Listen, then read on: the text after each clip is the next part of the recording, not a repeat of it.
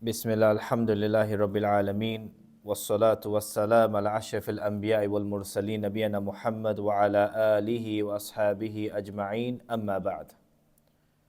We are continuing with the chapter Love for Allah subhanahu jalla fi'ula from the Kitab Ut-Tawheed by Muhammad bin Abdul Wahhab al-Mujaddid rahimullah ta'ala. Before we continue, one question I was asked recently. Somebody asked the question, I have been to a person, I was going through a difficult time, I had lost something, so I went to a person and this person told me where the item is that I have lost. That's one. And the other one said that I was going through a difficult time where I thought black magic has come upon me, and this person told me who has done the black magic, what has happened to me, everything. Now, from what we have been learning these past couple of weeks, what would you say about this type of question? He has gone to someone and this person has told him where his item is lost, one, and who has done black magic upon him, what his situation is, what is wrong with the person. Soothsayer. So, what is it that's taking place here? What is the person telling him about? The unseen. And we said the knowledge of the unseen is only with Allah subhanahu wa ta'ala. Because he is telling him something of the unseen, he is now going into a realm that only Allah subhanahu wa ta'ala is allowed to go into. So, in order to get this information, he must be using the jinns. If he is not using the jinn, then it's a different matter. But we assume at the beginning that he is using the jinns. So now what did we say? That the person who goes to these people and then believes in them, that what they are telling them is the truth. Firstly, what about their salah? What happens? What's the ruling upon their salah? 40 days, their salah is not accepted. Secondly, those that know that these people are using the jinn and they believe and accept in it, then what happens? Fall out of the fold of Islam. We say they only stay in the fold of Islam if they have no idea. Someone's given them information, they accept it, but they don't know how they got the information. They are jahil to everything. Then we say 40 days the salah is not accepted, but they won't fall straight out of the fold of Islam. Need more research into it before each case will be then handled differently. But the general rule, if you believe in what the jinn or these people, the jinn are telling these people, you accept it wholeheartedly without putting your trust in Allah subhanahu wa ta'ala, automatically you fall out of the fold of Islam. So this person came in with this question and straight away brought me back to a few weeks ago when we talked about the exact same topic. So we see this every single day. It's not like I told the person, ring me, ask me this question. He randomly asked the question. And it was everything we were talking about just a couple of weeks ago. What if someone says that Allah has not been accepting my dua? See, so this is where he truly hasn't believed in the acceptance of dua, because we say Allah subhanahu wa ta'ala accepts all duas. All supplication, Allah subhanahu wa ta'ala accepts. But in three different ways. One is, He will accept it by giving it. One is, He will divert a harm that is coming towards your way. Maybe it was that dua that you made was the sabab, the reason for a car missing you, an accident not coming your way, or some barakah in your life, or something difficult that would have come because of the dua you made for something else. Allah subhanahu wa ta'ala accepted that dua but changed something else in your life. Or Allah subhanahu wa ta'ala will save it for Yawm al-Qiyamah and then give you the reward of that dua on Yawm al-Qiyamah. So the one who says that Allah subhanahu wa ta'ala is not accepting my dua, then he is not truly believing what the Prophet ﷺ has told, that Allah subhanahu wa ta'ala accepts all du'as. So he's not truly believing in Allah subhanahu wa ta'ala. And this becomes one of the sinful matters. Because many people go through those phases where they feel Allah is against me, doubting, they doubt certain aspects. So doubting, we said, a person falls straight out of the fold of Islam the moment he doubts anything of Allah subhanahu wa ta'ala. So now we begin with this hadith of the Prophet sallallahu alaihi wasallam, where they say, وَلَحُمَا أَنَّهُ قَالَ رَسُولُ اللَّهِ صَلَّى اللَّهُ عَلَيْهِ وَسَلَّمَ ثلاث من كن فيه وجد بهن حلاوة الإيمان أن يكون الله ورسوله أحب إليه مما سواهما أن يحب المرء لا يحبه إلا لله وأن يكره أن يعود في الكفر بعد إذ أنقذه الله منه كما يكره أن يقذف في النار. Anas radiallahu anhu narrates that the Prophet ﷺ says, whoever possesses three qualities, and we'll break these three qualities into easy form. First one being loving Allah subhanahu wa ta'ala and His Messenger more than anything else. Secondly, loving someone for the sake of Allah subhanahu wa ta'ala. And thirdly, hating to revert back to kufr. After you have been given iman, after you come to Islam, you hate to go back to kufr. So now, these are the 3 points that are mentioned in this hadith. So let's take each one. This is Sahih Muslim. So the first point is, what is this halawatul iman? Hal, they usually say sweetness, taste, something upon the tongue. But here it's talking about the luxury of iman in your heart, the luxury of being a mu'min, a believer. So you will be a true believer, you will have the sweetness of iman, of the heart, if you possess these three. Firstly, you love Allah subhanahu wa ta'ala's messenger more than any of your possessions, more than your family members, more than your businesses, more than your wealth, more than everything else. Then you have achieved the first level. The second level, you love a person for the sake of Allah subhanahu wa ta'ala. So now a question. If I love somebody because I like to spend time with them when we go out to eat, when we go to play football together, or we go out together, will this fall into this category? What do you think? No. When we say we love someone for the sake of Allah subhanahu wa ta'ala, it has to be upon obedience, upon worship, loving someone because they are upon Tawheed of Allah subhanahu wa ta'ala, loving someone because they are calling people away from shirk and bid'ah towards Allah subhanahu wa ta'ala, loving someone because they remind you of Allah subhanahu wa ta'ala, loving someone because you want to be around them, because they are praying, there's somebody who gives you that iman boost. This is when you fall into this category. Loving somebody purely for Allah subhanahu wa ta'ala.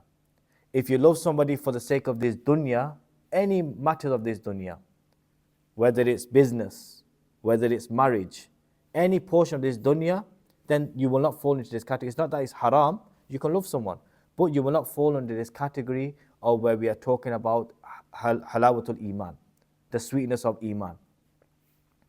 It's like, for example, we all heard the hadith, innamal a'malu bin niyat, that indeed your actions are according to your intentions. So the one who migrates for the sake of Allah subhanahu wa ta'ala, he will be rewarded for that. But the one who migrates for a person he wants to marry, no haram, but there is no reward in that, because you're doing something for the dunya. For dunya matters, there is no reward, but there is no haram in doing it. And this is what we find here. Loving someone for the sake of Allah subhanahu wa ta'ala, if it is done with worship in mind, with loving for obedience in mind, then there is a reward in it. But if it's just done for dunya matters, then there's no reward in it, but there's no haram in it. Because once a person was going to a different city, and the angel came and said, where are you going? He said, I am going to meet my brother, I love him for the sake of Allah subhanahu wa ta'ala. So the angel said, that's it, just for the sake of Allah subhanahu wa ta'ala? Meaning, is there no other dunya reason? Are you not going to meet him for business? Is he not your cousin? Is he not your relative? What is the reason? Like, actually, you're going? He goes, I just love him for the sake of Allah subhanahu wa ta'ala. This is the reason why I'm going. So for this type of thing, you will be rewarded for it. And also when we hear the story of, or the hadith of 7 who will be under the shade of Allah subhanahu wa ta'ala on Yawm al-Qiyamah, when there be no shade other than the shade of Allah subhanahu wa ta'ala, one of them are 2 people coming together for the sake of Allah subhanahu wa ta'ala. So we always hear these ahadiths or Quran ayahs, love for your brother what you love for yourself. You see, this doesn't mean if I love £10 for myself, I should also give £10. No, it means more in deen matters. You want some khair in the deen, also have that love for your brother in the deen. Have love for each other. This is what this is talking about, especially when it comes to loving one another. You love one another for the sake of Allah subhanahu wa ta'ala. And the last point is وَأَن يَقْرَحَ أَن يَعُودُ فِي الْكُفْرِ. So this is mainly talking about those who were disbelievers and then came into Islam. Because a person who is born a Muslim, lived in a Muslim household, grew up as a Muslim, he does not know anything other than that. So there's nothing for him to go back to. This is talking about those who were non-Muslims, grew up in a non-Muslim household, became Muslims, but in the back of their head they'll always have that which they came from, the disobedience. So it is hating to go back to that disobedience. This is also from the sign of Iman, the sweetness of Iman, hating to go back to it. What about, like, for example, you grew up in a Muslim house, but you didn't live as a Muslim? See, that's different to what we're talking about here, but that's more of a, what we call a namesake Muslim. The one who says La ilaha illallah, but he truly doesn't actually even understand La ilaha illallah. He's grew up as a, we will not say non-Muslim, but he's grew up as somebody who lives by the ethics of Islam, but does all sorts of haram. You see, that person we cannot judge by saying he is not a Muslim, he does not know La ilaha illallah. It's not our duty to judge a person. As long as they say the Shahada, as long as they say La ilaha illallah, Ashhadu la ilaha illallah, wa ashhadu anna Muhammadan Rasulullah, we assume they enter into Islam. Knowledge part of it is a shurut from that. Having fear of Allah subhanahu wa ta'ala is a shurut of that. Having ikhlas is a shurut of sincerity of that. These are all conditions within that. Not everyone will possess that. But we will not throw them out of the fold of Islam, or we will not say that they are the worst of Muslims, etc. Because somebody can grow up in a Muslim household. He could say, I'm a Muslim, but he was never taught the religion. His parents may have not put him in a madrasa to learn the Quran, to learn anything of the deen. So he grew up as a non-Muslim grows up. He may drink alcohol, he may do drugs, he may do all of the sorts, but he is still saying, I'm a Muslim, Ashhadu la ilaha illallah, wa ashhadu anna Muhammadan Rasulullah.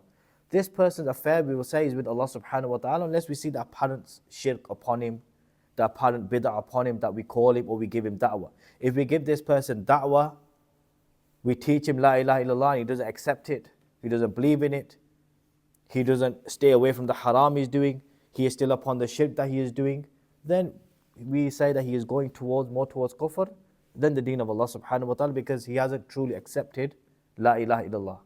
Because a person like the munafiqeen, they will say la ilaha illallah with their tongues, but in their hearts they will hate Islam. They will be against Islam. So generally we take that apparent. We can't judge a person's heart. That's for Allah subhanahu wa ta'ala to judge. We cannot say, no, even though you say Ashhadu Allah, because I've seen you in the pub, I've seen you taking drugs, I've seen you doing this, I've seen you doing this, you are not a Muslim, or you are not a true believer. No, we accept that they are a Muslim, but they are sinful Muslims. The moment they go out is when we see a clear kufr, or we see shirk upon them. But it's still our duty to give them the da'wah. That's the general notion we take from, because if you look at it, 90% of people are those type of people who say, I am a Muslim, but if you look at their lifestyles, for example, they will not pray their salah. They will, majority of them do not even come Jum'ah. They will be indulging all sorts of haram, but they say, I'm a Muslim. Yeah? The parent is saying, you are not a Muslim. To be a Muslim, you have to pray your salah. You miss 3 Jum'ahs in a row on purpose, you are not a Muslim no more. Your hearts are sealed, meaning you are from the people of the kuffar. This is apparent, but it's not our duty to judge them. Allah will judge them. We can see the apparent. We can see you are going towards kufr, you are going towards this path. But it's not our duty to say you are a kafir, you are away from Islam, say your shahada again, you're out of the fold of Islam. Allah subhanahu wa ta'ala will judge. Our duty is just to give da'wah to them. Remind them of prayer, remind them of the virtues of Jummah, why you should be praying Jummah, etc. This is our duty, to give the da'wah.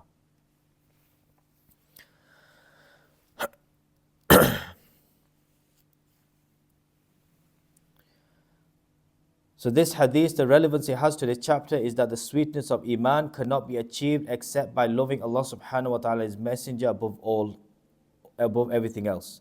This is proof that the Tawheed of an individual will always be deficient. They have not perfected Tawheed unless they prioritize their love correctly. There are 3 points which one must have. We mentioned this last time, what one must have in order to have true Iman, in order to be a Muslim. One is love. What did we say the other points are? Love, fear, and hope. You love Allah subhanahu wa ta'ala, you have fear of Allah subhanahu wa ta'ala, and also you have hope in Allah subhanahu wa ta'ala. A true mu'min, a true believer must have all of these 3 points in order to be a true believer. If he does not have these 3 points, for example, he says, I have love for Allah subhanahu wa ta'ala, this is enough for me to enter Jannah. I do not need to fear Jannah and Jahannam. I do not need to fear the wrath of Allah subhanahu wa ta'ala. Me loving Allah subhanahu wa ta'ala is enough. I do not need to have hope that Allah subhanahu wa ta'ala will show His mercy and I will enter Jannah. This is what the Sufis, they say, as long as you have love, it is enough for you to enter Jannah. They put the hope and fear to one side. So this is 3 points that one must have. And this chapter we are taking now is literally the love of Allah subhanahu wa ta'ala, how one should have love for Allah subhanahu wa ta'ala. And have it above everything else. And Ibn Abbas narrates, whoever loves for the sake of Allah, and hates for the sake of Allah, and supports for the sake of Allah, and shows enmity for the sake of Allah, will gain by this Allah's protection.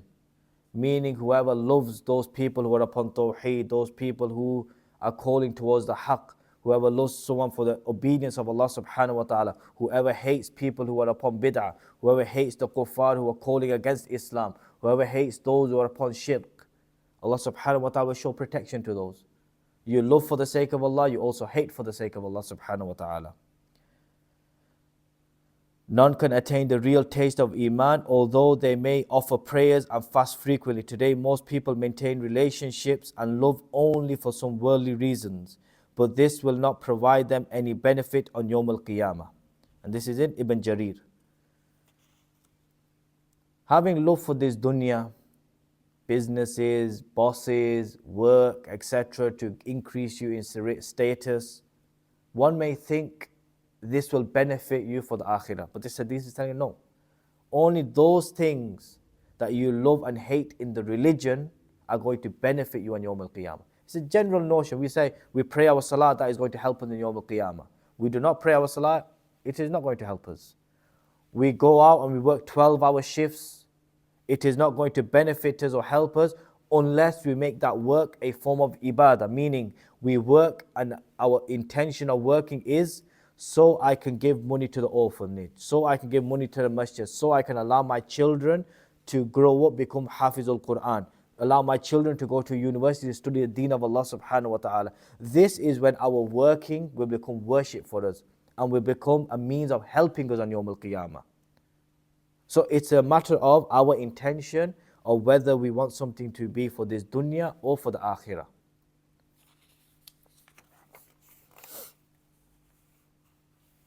And then وقال ابن عباس في قوله تعالى وتقطعت بهم الأسباب. Ibn Abbas, he says, then all their relations will be cut off from them. Meaning, Ibn Abbas, he comments on the ayah in Surah Al-Baqarah that the relations of love people have in this world for their false deities will be of no avail for them on Yawm al-Qiyamah. You see, in this dunya, what were the people of Quraysh saying? They had the same love they had for Allah subhanahu wa ta'ala for their deities. And on Yawm al-Qiyamah, those deities will move themselves away from them. We hear those ayat where the people who used these people, these awliya, and said, you are the reason or you are the means that I'm going to attain Jannah. On Yawm al-Qiyamah, they'll say, I do not know these people. Get them away from me. I do not know these. I'm not friends with these. That's what they will say on Yawm al-Qiyamah. They will distance themselves from these people who are showing love to them in this world. They are showing love to the idol, they are showing love to the peers, they are showing love to those who are passed away in the graves. All these type of people they are showing the love to now will all move away from them on Yawm al-Qiyamah. Say, I have nothing to do with these people. I did not tell them to love me. I did not tell them to worship me. They did it out of themselves. And this is what this is talking about. They will disassociate themselves from these people. And now we go to the next chapter, which is the fear of Allah subhanahu wa ta'ala. Bab qawlillahi ta'ala, innama dhalikum ash-shaytanu yukhawwifu awliya'u fala takhafuhum wa khafuni in kuntum mu'minin. Allah subhanahu wa ta'ala says, it is only shaitan who suggests you to fear his supporters. So fear them not, but fear me, if you are true believers of Allah subhanahu wa ta'ala.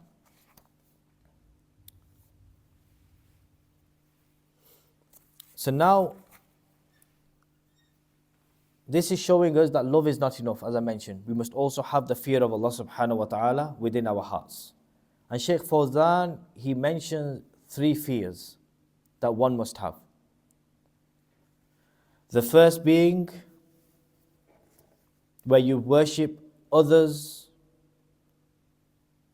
or that fear makes you abandon the prayer. Meaning, a believer does not, because of the fear that he has within his heart, he fears that I cannot go to Allah, I must go to this deity. I must go to this idol. I must go to this person to take away the difficulties that I am going through. Or because of a fear, somebody comes and says something to him and it makes him stop his prayers. It makes him stop worshipping Allah subhanahu wa ta'ala. It turns him away from the remembrance of Allah subhanahu wa ta'ala. This is all forbidden type of fear that one can have. Because we say fear is only for Allah subhanahu wa ta'ala. Especially when it comes to any forms of worship. Anything in worship, we can only fear Allah subhanahu wa ta'ala, and we cannot fear anyone else. Because this is what shaitan does. He tries to put the fear within us, but he tries to turn our fear, not that we fear Allah subhanahu wa ta'ala, but we fear something else in worship. Or we divert ourselves away from the worship of Allah subhanahu wa ta'ala because of the fear of something else.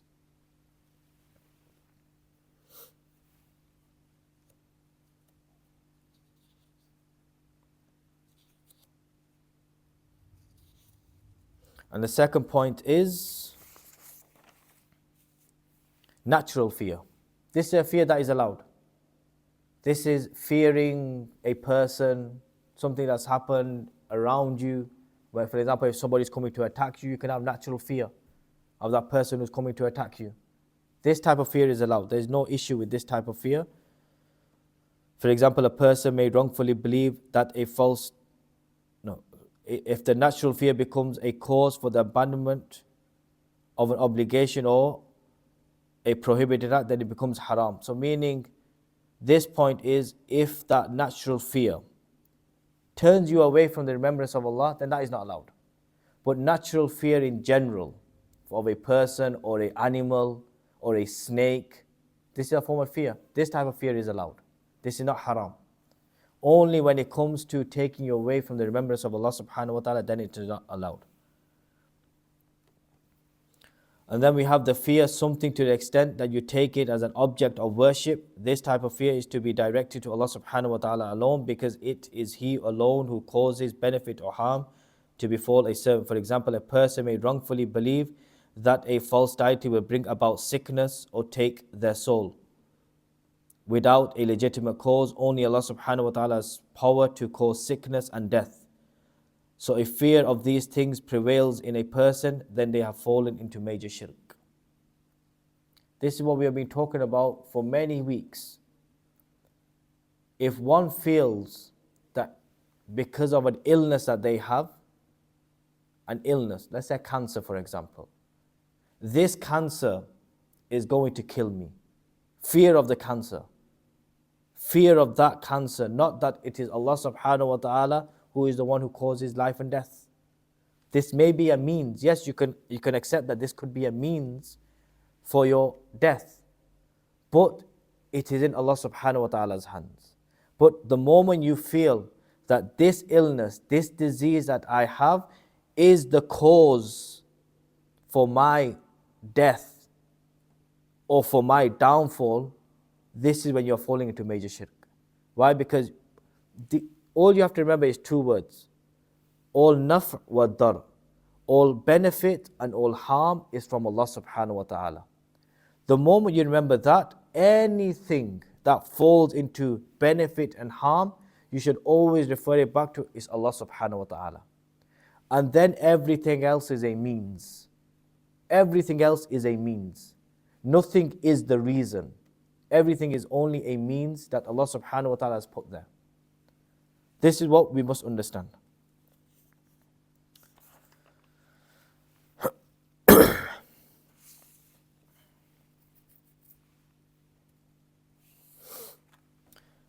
And then it stated, وَقَوْلِ تَعَالَى إِنَّمَا يَأْمُنُ مَسَاجِدِ اللَّهِ مَنْ آمَنَ بِاللَّهِ وَالْيَوْمِ الْآخِرِ وَأَقَامَ الصَّلَاةَ وَآتَى الزَّكَاةَ وَلَمْ يَخْشَ إِلَّا اللَّهَ فَعَسَى أُولَٰئِكَ أَن يَكُونُوا مِنَ الْمُهْتَدِينَ.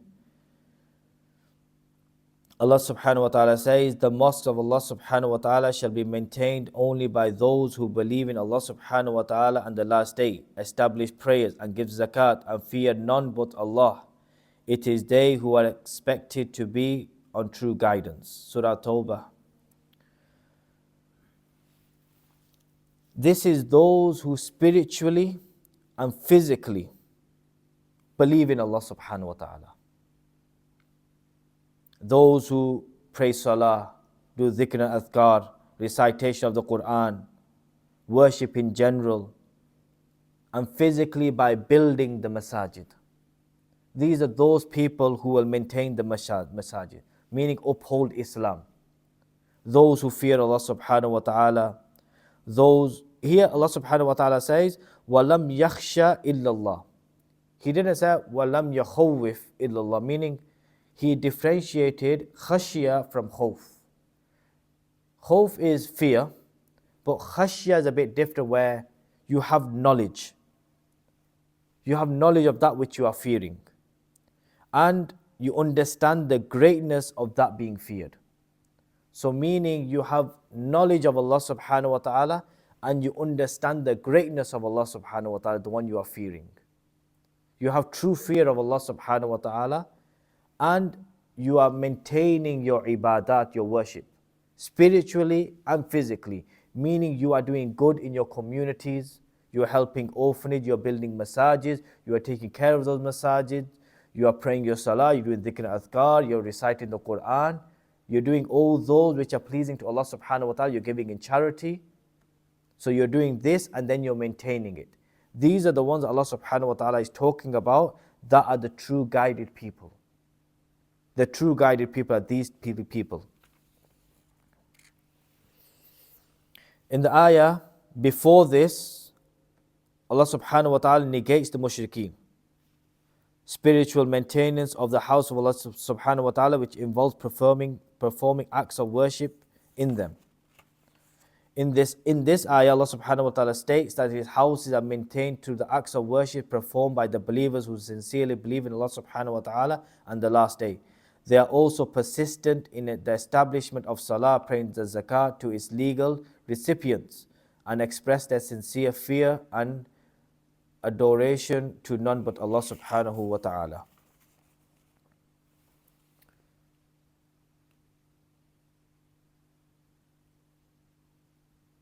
The munafiqeen, they were those who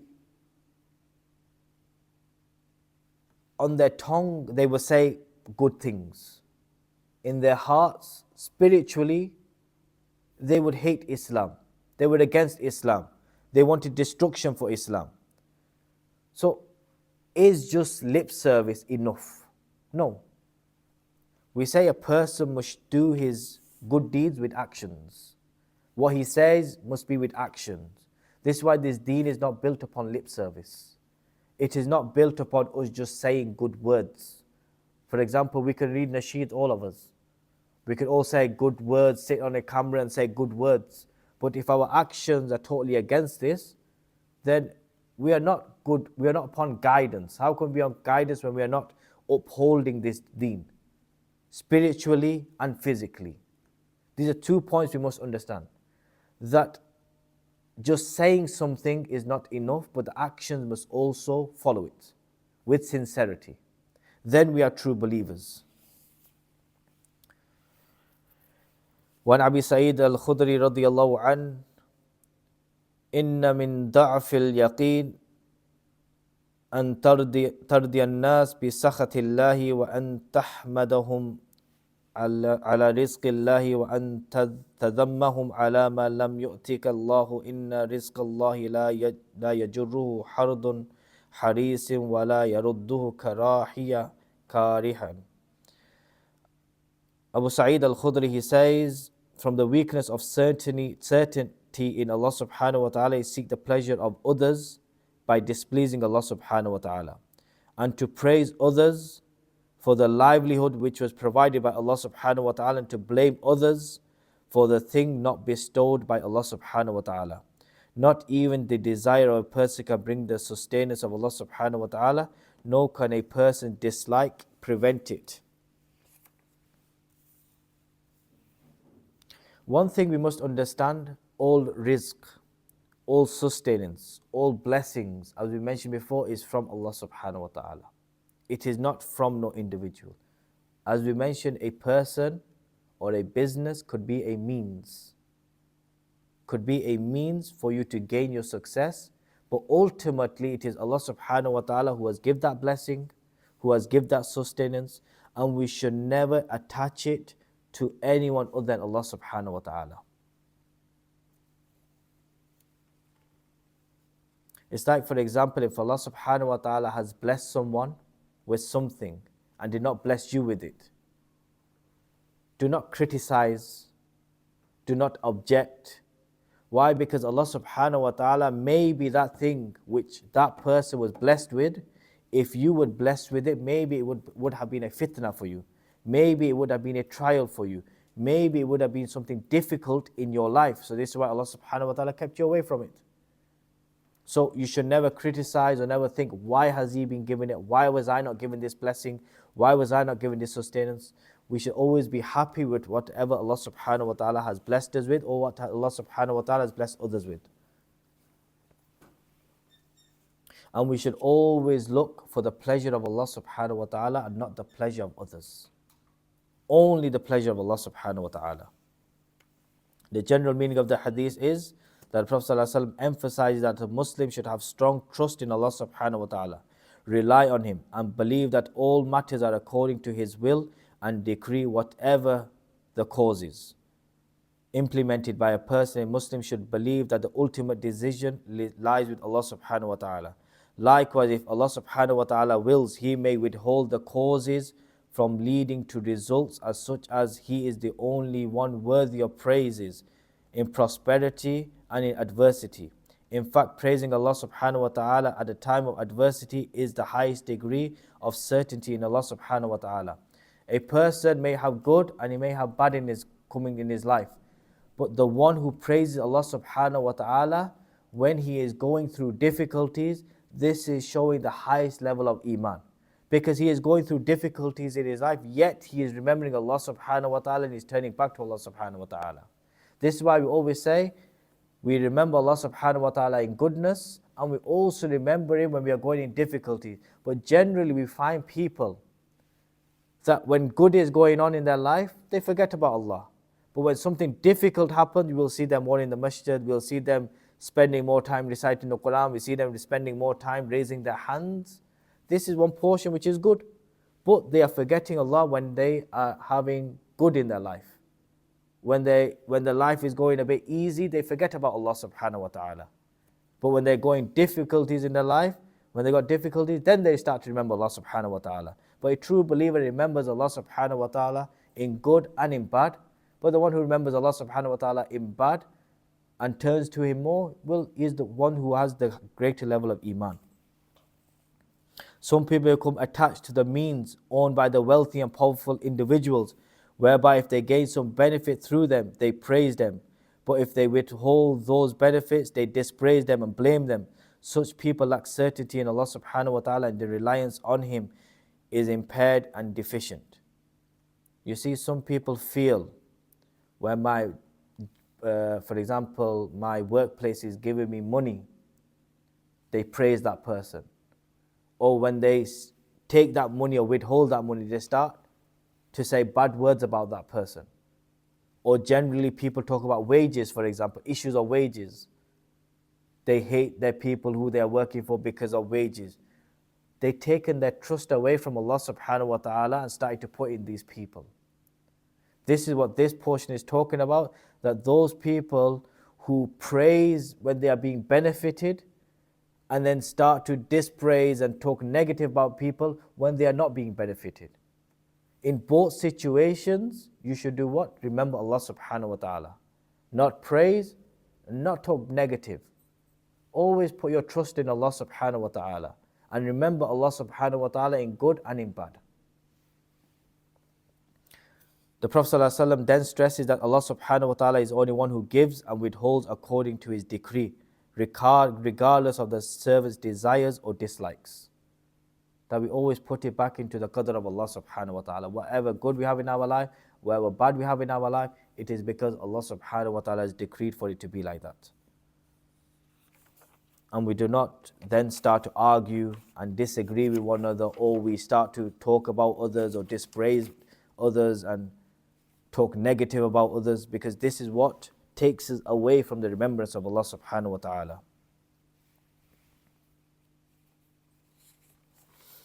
And we quickly just begin the next chapter and then we'll stop inshallah after the first part. And this chapter is regarding tawakkul. باب قول الله تعالى وعلى الله فتوكلوا إن كنتم مؤمنين. Allah subhanahu wa ta'ala says, and upon Allah subhanahu wa ta'ala rely if you are true believers. And this ayah is with regards to the story of Musa alayhi salatu wasalam. When he said to the people, enter into the promised land, enter into Bayt al-Maqdis, enter into Palestine. Because at that time the people of Palestine were people mushrikeen, they were idol worshippers.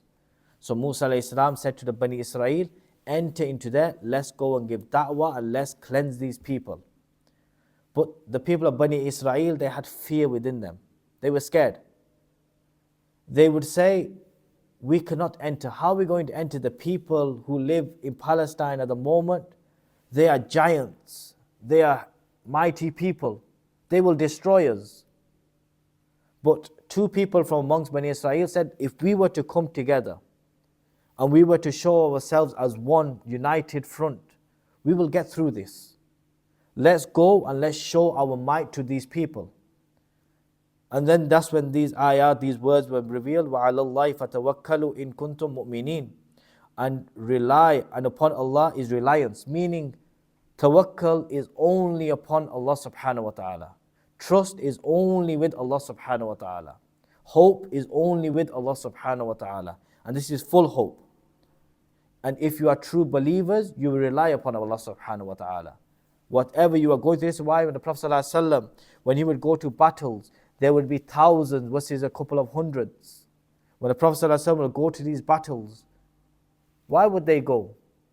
Were they stupid to go and battle, for example, 5,000, 6,000 people and it was just a couple of hundred? No, it was their tawakkul, their trust that Allah subhanahu wa ta'ala will bring victory to them. It was their trust that Allah subhanahu wa ta'ala is with them. This is why they would go and trusting Allah subhanahu wa ta'ala, and Allah subhanahu wa ta'ala bring the victory to them. And this is what Musa is trying to tell these people. Trust in Allah subhanahu wa ta'ala and the victory will come your way. And this tawakkul, remember we mentioned it is from the portions of isti'ana. It is upon those where we say it's the reliance of Allah subhanahu wa ta'ala, but it comes under that portion which is turning to Allah subhanahu wa ta'ala. And we need to have this in order to be true believers. And that it is a religious obligation and it is one of the greatest acts of worship, tawakkul. And one of the more accurate definitions we say of tawakkul is reliance upon Allah subhanahu wa ta'ala in the heart while implementing the means. The sole reliance upon the means constitutes a deficiency upon iman. So meaning one just puts his trust in the means. We all had the hadith. First tie the camel, then put your trust in Allah subhanahu wa ta'ala. Yes? The means is tying the camel. Trust is in Allah subhanahu wa ta'ala. Having just saying that as long as I tie the camel, this is enough. This falls into minor shirk. Because we must put the trust in Allah subhanahu wa ta'ala. The tawakkul in Allah subhanahu wa ta'ala. And one is delusional if he just puts his trust in Allah subhanahu wa ta'ala without the means. For example, one is looking for a job. He sits at home and says, I rely on Allah subhanahu wa ta'ala, He will find a way for me. But he sits at home and does nothing. No, we must do the means and we must do the necessary action. We must go out, look, but we put our trust in Allah. If no doors are opening for us, it is because Allah subhanahu wa ta'ala has something better planned for us.